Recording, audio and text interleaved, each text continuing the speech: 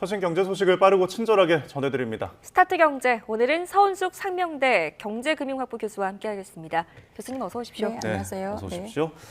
자, 비상겸 사태 후에 굉장히 우리 경제에 대해서 많은 영향들을 좀 미치고 있습니다. 정치 리스크 때문에 이제 내년에 한국 성장률 전망이 1%대로 좀 주저앉을 것이다 이런 전망도 있다고요. 네, 이게 이제 사실 지난달에 그러니까 11월 달에 기준금리를 한국은행이 깜짝 인하할 때 그때 네. 사실 수정 경제 전망치를 발표를 했어요.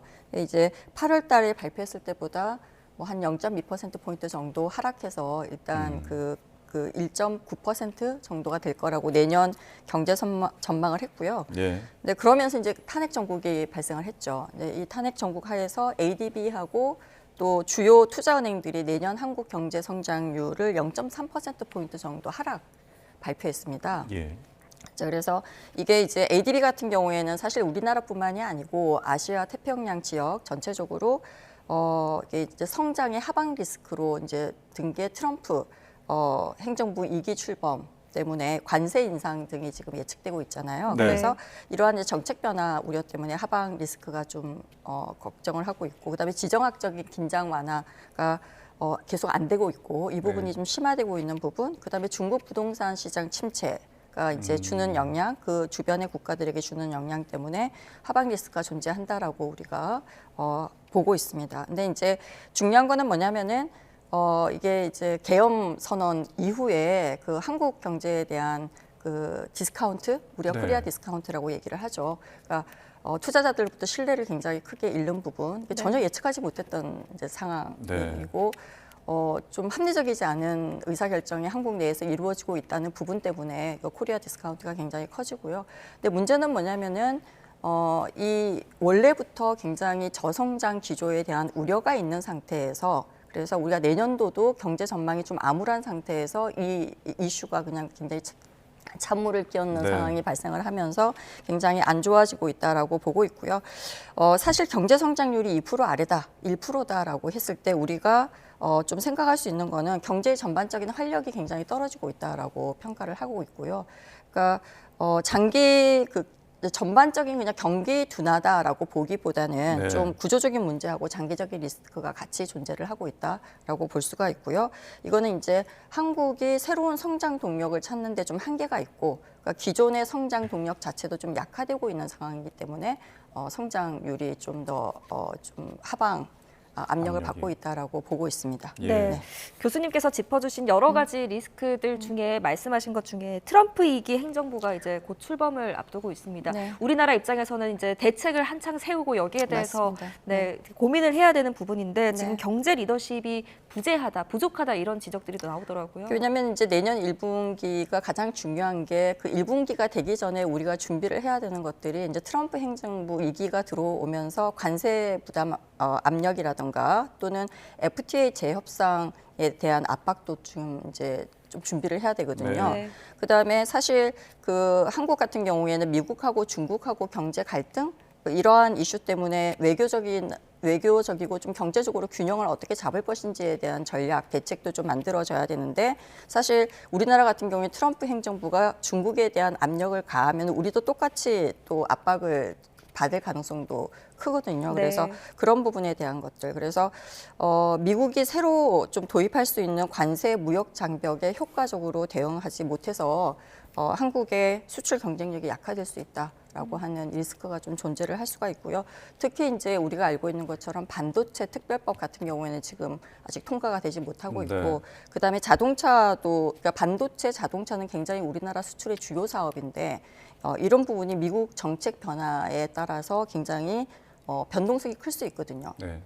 이거를 이제 사전에 사실은 지금쯤은 이렇게 리더들이 같이 만나서 그 국가적으로 좀 협상을 해야 되고 만나고 뭐 이렇게 해야 되는 시기인데 이제 그게 좀 불가능해지게 되면서 트럼프 입장에서는 사실은 박근혜 대통령도 탄핵되고 난 다음에 그렇죠. 또 협상을 했던 상황이 발생을 했고 또 지금도 또 그런 상황이 발생했기 네. 때문에 좀 어떻게 보면 한국에 대한 좀 신뢰 부분이 좀 굉장히 떨어질 가능성이 크다라는 우려가 있습니다. 네. 네. 어쨌든 최상목 경제부총리 이 엄중한 상황에 대해서 굉장히 뭐 책임이 무거울 거고 어깨도 무거울 것 같은데 네. 뭐 잇따라 계속 뭐 각계 장관 회의, 경제금융수장회의 열고 있는데 대책을 논의하면서 어떤 좀 주목할 만한 것들이 나왔나요? 뭐 이렇게 두 번째인데요. 15일도 그 장관급 회의를 이제 주재를 하면서 이게 탄핵안이 가결이 됐잖아요. 예. 그래서 경제에 미치는 이제 부정적인 영향을 최소화하겠다라고 하는 의지가 굉장히 강하게 반영돼서 지금 발표가 되고 있는 것 같은데요.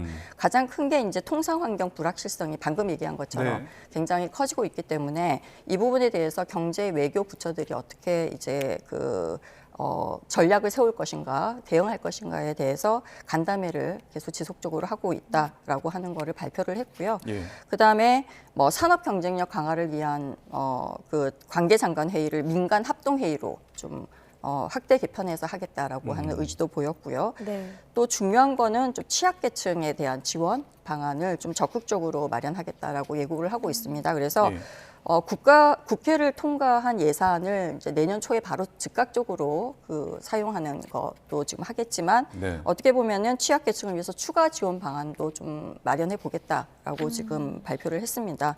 그래서 제일 중요한 거는 대외경제 불확실성에 좀 대응하기 위해서 총력적인 어떤 종합적인 대응 전략을 쓰겠다라고 지금 하고 있습니다. 네, 뭐 열심히 발로 뛰고 있는 만큼 좀 실질적인 성과가 있었으면 좋겠는데요. 좀 네. 지켜보도록 하겠습니다. 과거에 두 차례 이제 탄핵 정국이 있었습니다. 그때 네. 상황과 경제 상황을 좀 비교하는 기사들이 많더라고요. 네. 일단 성장률과 물가를 좀 비교해 보면 좋을 것 같은데 성장률을 좀 비교해 사실 본다면요? 그때랑 좀 많이 달라요. 어. 두 번의 탄핵 때랑 지금의 경제 상황 자체가 앞에서 이제 설명한 것처럼 네. 굉장히 다른데 2004년 노무현 전 대통령 그 탄핵 때는 당시 이제 중국 경제가 고속 성장을 하고 있었고 왜냐하면 중국의 경제 변화를 우리가 계속 보는 가장 큰 이유 중에 하나가 우리의 수출 구조 중에서 중국이 차지하는 비중이 가장 높아요. 네, 그래서 중국 경제가 좀 고속 성장하거나 좋아지면 우리가 수출 비중이 커지면서 이게 좀 GDP 성장률이나 이런 게 좋아지는데 중국 경제가 굉장히 둔화되거나 이렇게 되면 우리가 영향을 좀 많이 받게 되거든요. 그래서 그 당시로는 중국 경제가 고속 성장이었고 또 글로벌 경제도 굉장히 호황기였어요. 예. 네, 그래서 물론 이제 탄핵이 되고 난 다음에는 좀 일시적으로 불확실성은 존재를 했지만 네. 이제 경제 성장률 자체만으로 이제 문제가 생기거나 그러지는 않았고요. 2017년 박근혜 전 대통령 탄핵 때는 사실 반도체 산업이 굉장히 강세를 보이고 있었고 또 글로벌 IT 호황기였기 때문에 사실 특별히 이제 초기에 좀 영향을 받긴 했지만 그 다음에는 좀 괜찮았었고 사실 박근혜 전 대통령 탄핵 때가 2016년 12월 우리가 9일로 알고 있는데요. 그때 2016년 4분기에 전기 대비해서 0.8%의 성장률을 보였고요. 네. 그다음에 끝나고 난 다음에 2017년 1사분기 전분기 대비해서 1.1%대의 성장률을 보이고 있었는데 지금 현재 윤석열 정부의 경우에는 현재 3, 4분기가 0.1%. 네. 뭐 굉장히 낮은 수준이죠. 그다음에 4, 4분기도 한은 추정치에 의하면 0.5% 정도로 지금 예상을 하고 있는데 이것도 조금 떨어지지 않을까라고 우리가 전부 다 예상을 하고 있어요. 물가 상승률 같은 경우에는 네. 2016년 4, 4분기에는 1.5%였거든요. 이게 2017년 1사분기에는 1.1%, 그러니까 물가 상승률도 굉장히 낮은 상태였어요. 그래서 예. 사실은 한국은행이 뭐 예를 들면은 탄핵 이후의 불확실성을 제거하기 위해서 좀 완화적인 통화 정책을 쓴다든가 이런 거가 물가에 크게 부담이 가지 않는 상황이었고요. 예. 네. 근데 윤석열 정부 때는 지금 2.1% 그리고 4, 4분기를 지금 한국은행이 1.6%로 예상하고 있는데 예. 환율이 지금 굉장히 많이 오르고 있잖아요. 네. 환율이 굉장히 많이 오르면 이게 물가에 좀 상승 압력으로 작용을 하거든요. 그래서 아마 조금 더 올라가지 않을까라고 생각을 하고 있습니다. 그래서 예. 거기에다가 이제 더 큰 문제는 뭐냐면은 그 당시에 탄핵이랑 조금 상황이 다른 게 지금은 이제 비상 계엄령 선포 이후에 문제가 생기면서 이게 이제 국제적인 신뢰를 굉장히 떨어뜨리면서 투자자들로 하여금 주식시장도 계속 관망하게 하는 네. 그러한 상황으로 지금 좀 설상가상의 만들었다. 격이군요. 네, 그래서 국제적 예. 신뢰를 크게 훼손한 부분이 지금 현재 우리가 장기적인 저성장 기조의 추세에다가 이것까지 좀 플러스 시켜서 좀 안 좋은 상황이다라고 우리가 얘기를 할 수가 있겠죠. 네. 또 비교할 부분을 보면은 아까 뭐 잠깐 언급해 주셨지만 이제 환율 흐름 자체가 또 어땠는지 궁금한데요. 네, 2016년 12월에 사실 박근혜 대통령에 대한 탄핵 소추안이 발의되고 국회에서 가결되면서 원달러 환율이 단기적으로는 약 52원, 그러니까 2016년 12월 9일 매매 기준으로 보면은 1,165.50을 기록했어요. 근데 네. 이제 이때는 1,100원대잖아요. 그래서 네. 물론 환율의 변동성은 당연히 나타났지만 이후에 이제 헌법재판소에서 탄핵 인용 결정이 되면서 불확실성이 해소되고 환율은 다시 안정되는 그러한 추세를 보였는데요. 물론 이제 2024년 지금 12월 14일이 이제 휴장일이라서 공식적인 자료가 없는데 예. 금요일 원달러 환율이 1달러당 1,435.5원이에요. 네. 그때랑 비교하면 굉장히 차이가 크게 나타나고 있고요. 뭐 12월 현재 이제 보통 평균적으로 1,430원대를 뭐 이렇게 그 주변에서 지금 계속 그 맴돌고 환율이 있죠. 맴돌고 네. 있기 때문에 그때랑 비교해서는 환율 수준이 굉장히 그 많이 오른 상태에서 차이를 보이고 있고요. 네. 이게 이제 문제는 뭐냐면은 탄핵 때문에 이 환율이 많이 올랐다라고도 이게 변동성이 커진 거죠. 단기 네. 불확실성 때문에. 근데 1,400원대까지 간 거는 사실은 최근에 이제 불확실성뿐만 아니고 그다음에 글로벌 경제 상황이라던가 아까 처음에 얘기했던 그 무역 환경이라던가 예. 그다음에 이제 경제 그 저성장 기조 뭐 이러한 부분에 그 다양한 요인들이 지금 복합적으로 작용해서 이미 환율이 높은 상태에서 이제 예. 이 변동성이 더 커지고 있는 그러한 상황을 보이고 있다라고 설명을 할 수가 있겠습니다. 네. 계엄 사태 이후에 탄핵 정국을 맞이하기까지 지금 증시 흐름도 타격을 받고 있습니다. 네. 과거의 탄핵 정국과 이 증시 흐름을 좀 비교한다면 어떤 차이점이 있을까요? 그러니까 주식 시장은 사실은 불확실성이 커지면 변동성이 굉장히 커지는 상황이 네. 발생을 해요. 그래서 2016년 12월에도 사실 굉장히 우리가 촛불 집회가 있기 시작해서부터 그 주가는 계속 하락하는 그러한 상황을 보였다가 예. 사실 이 불확실성이 딱 제거가 되는 순간에 어떻게 보면은 다시 이제 상승 국면으로 전환할 수 있는 기회가 오는 거거든요. 그래서 2016년 박근혜 전 대통령 탄핵 때도 보면은 주식 시장이 언제 상승세로 전환했는지 보면은 그 불확실성이 없어졌다라고 생각했을 때, 예. 뭐 예를 들면은 국회에서 탄핵안이 가결됐던 뭐 12월 9일, 그다음에 헌법재판소에서 탄핵 인용 소추가 그 받아들여졌을 때, 인용되었을 때, 그때가 이제 2017년 3월 10일.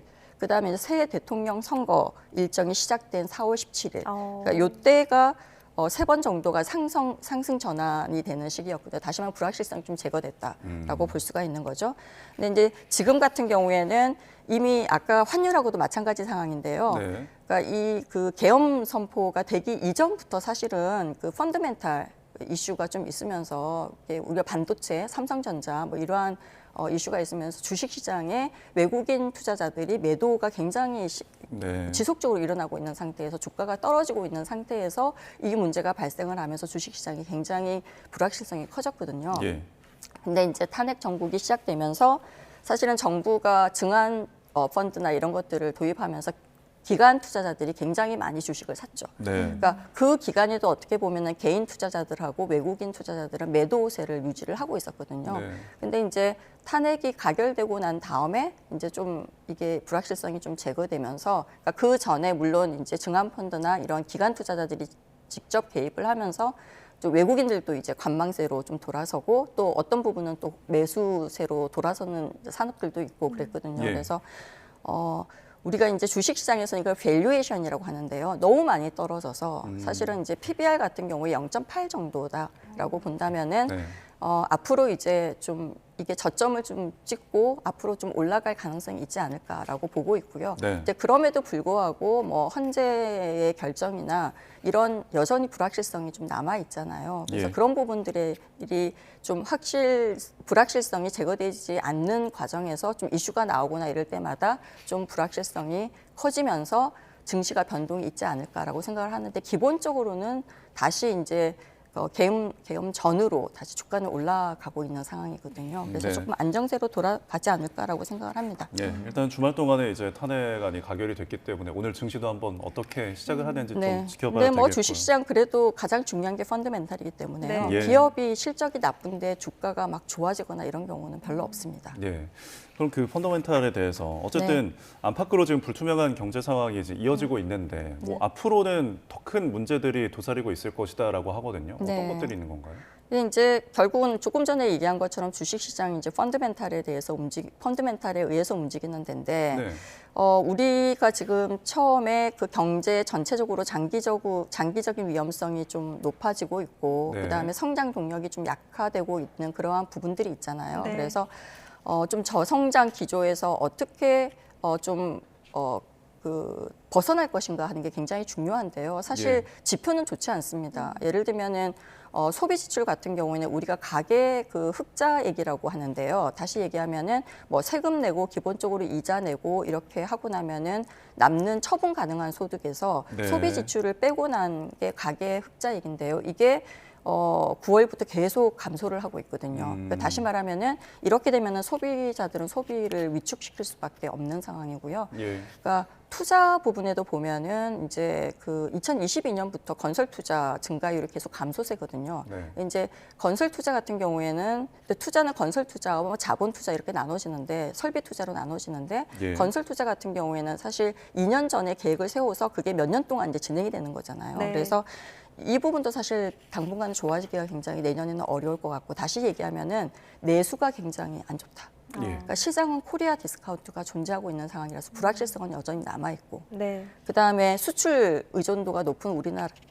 산업에서 이제 불확실한 대외 환경 이런 부분들이 수출 증가율에 대한 것도 좀 둔화시키는 상황이다. 그래서 경제 성장률이 이제 처음에 얘기한 것처럼 1%대에 우리가 예측을 네. 하고 있잖아요. 그래서 이 부분에 대한 거가 여전히 남아 있을 가능성이 내년에는 큽니다. 네. 그래서 알겠습니다. 앞으로 좀 더 큰 문제라서 이 부분을 어떻게 이제 우리가 극복할 것인가, 정책들을 어떻게 잡을 것인가에 대한 좀 주력해야 되는 부분이다라고 네. 볼 수가 있겠습니다. 말씀하신 것처럼 이제 물가 안정, 내수 경제 살리는 게 가장 또 중요할 텐데 네. 지금 이창용 한국은행 총재가 모레죠 18일에 네. 기자간담회를 연다고 합니다. 여기서 이제 앞으로의 어떤 향후 통화 정책 방향들 그리고 금리 인하할 것인지 어떤 네. 정책들을 발표할 것으로 보이는데 어떤 내용이 담길까요? 네, 가장 이제 이게 이 회의는 사실 어떻게 보면 연간 두 차례 개최하는 정례 간담회거든요. 네. 그래서 근데 이제 가장 관심을 지금 많이 가지고 있는 게 비상계엄 이후에 이제 외환시장, 주식시장 변동성이 커지면서 이제 사람들이 어떤 결과가 나올지 굉장히 좀 주목을 하고 있는 상황이고요.